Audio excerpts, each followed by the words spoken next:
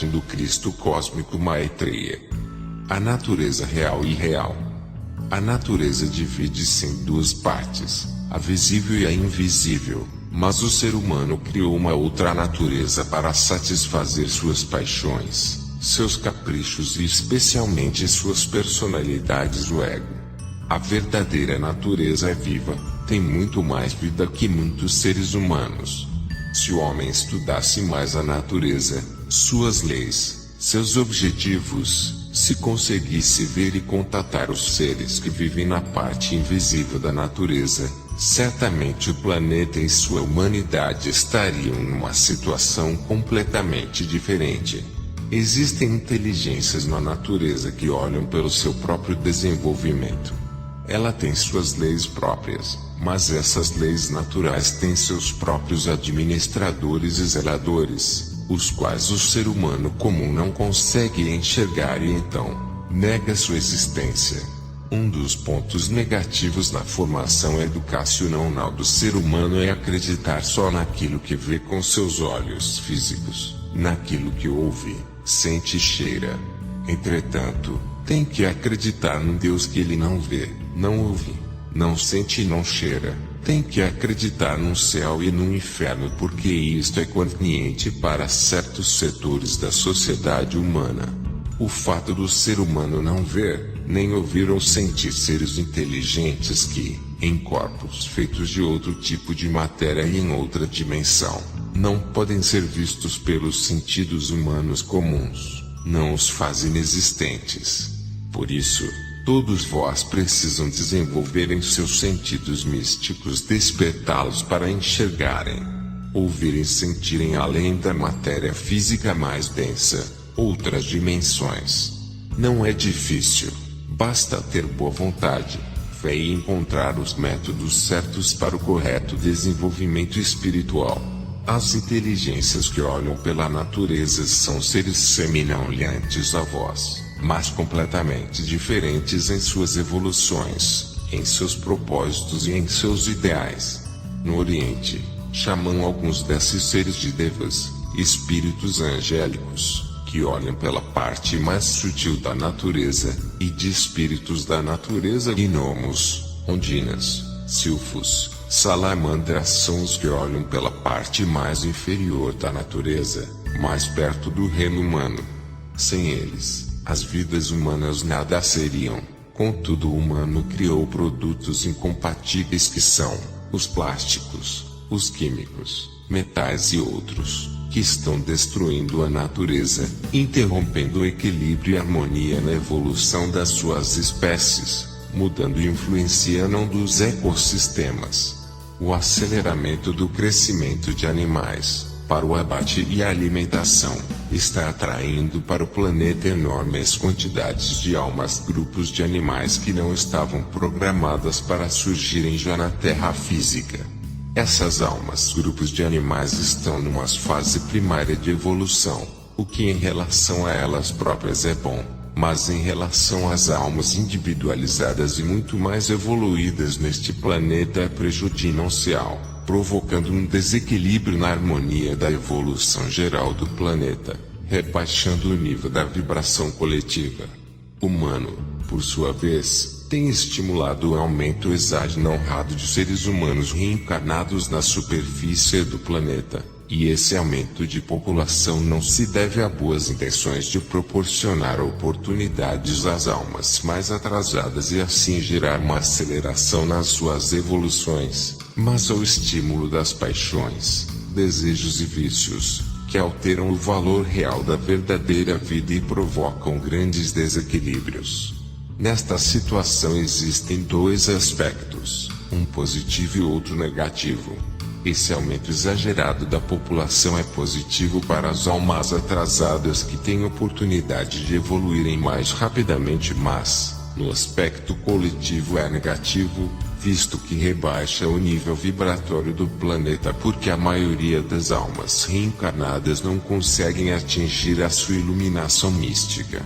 Não conseguem a libertação da atração da matéria mais densa, chamada simplesmente matéria física, e muito menos a anulação do seu karma individual e coletivo.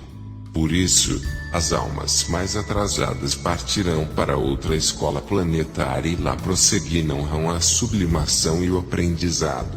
Outro aspecto negativo: o fato do ser humano estimular, pela vontade. Outro aspecto negativo: o fato do ser humano estimular, pela vontade de sua personalidade, o aumento da população física na superfície do planeta. Atraiu quantidades enormes de almas de outros sistemas solares e planetários que ainda estão numa fase primitiva de evolução, tornando-se incontroláveis quando dentro de corpos físicos.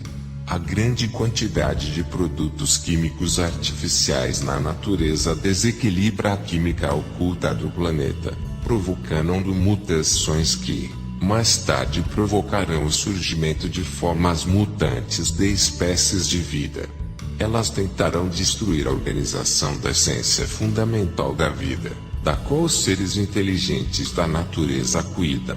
A retirada do petróleo do interior da Terra em quantidades demasiadas provocará o envelhecimento precoce da Terra e da natureza, abreviando o período de vida do planeta e, portanto, diminuindo o tempo e as possibilidades para as almas deste grande ciclo evolutivo na escola Terra. Quanto menor é o tempo para o aprendizado nesta escola Terra, maior o sofrimento para a alma, que em cada reencarnação terá que esgotar mais karma e aprender com muito mais rapidez, provocando mais dificuldades e desgastes para cada alma reencarnada. Vemos assim que o ser humano, devido à conduta indevida e cega, está conduzindo-se para o centro de um enorme temporal. Quando a verdadeira natureza chegar ao limite de seu desgaste, as forças principais atuarão como elementos equilibradores, jogando para fora do sistema planetário tudo que vibrar em faixas inferiores àquele nível atingido pela evolução coletiva e natural do planeta. As forças eliminatórias ou de seleção, em grande parte estão sendo criadas pelo próprio ser humano. É o humano que eliminará o humano, não por sede de vingança. A seleção sempre será natural. As forças que estiverem abaixo do diapasão natural se autodestruirão de diversas maneiras. Os excessos tendem a se autodestruírem. O ódio destrói o ódio. A ganância e o desequilíbrio social destroem os sistemas econômicos e políticos.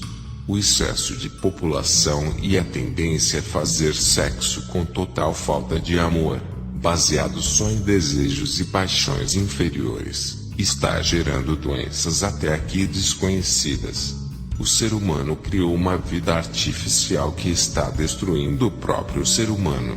A natureza está colocando a escola Terra em ordem e equilíbrio, eliminando tudo aquilo que for nocivo a ela e à evolução das vidas inteligentes neste planeta. O planeta está no limiar de uma grande transformação no sentido da vida na Terra. Quando uma trajetória não está sendo seguida, grandes forças surgem para corrigir aquilo que desviou-se da sua rota original. A vida no mundo físico está numa rota completamente diferente da original. Se persistir nessa trajetória, vai colidir e se autodestruir. Por isso, as inteligências ativas e conscientes deste planeta estão modificando a rota de colisão para voltar ao plano original, ajudados por inteligências ativas conscientes de outros sistemas solares. Deveis procurar dentro de vós os instrumentos naturais para corrigirdes a trajetória das vossas vidas humanas e voltardes à vossa rota original, o caminho da vossa iluminação mística e ao vosso doutoramento nesta escola Terra, os mestres encontrando a sua maestria, a vossa libertação final e equilibrada. A alma vive num mundo todo seu, o estado das suas próprias vibrações. Ela tem uma tarefa a realizar. Ela deve se tornar o agente intermediário entre o mundo do espírito, um mundo de vibração ainda mais alta, e o mundo físico cerebral.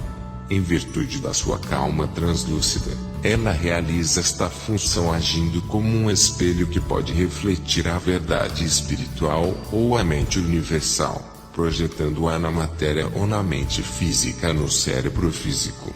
Neste caso, porém, A matéria, na forma das vibrações do cérebro, emoções e intelecto, também tende a se tornar translúcida e calma como um espelho, a fim de receber os reflexos da verdade espiritual, por intermédio da alma.